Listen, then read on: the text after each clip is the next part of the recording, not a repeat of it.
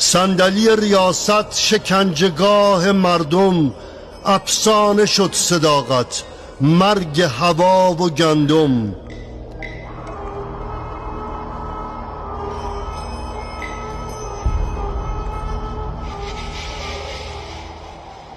ای هموطن، ای هموطن، ما جز هم هیچ سنگری نداریم.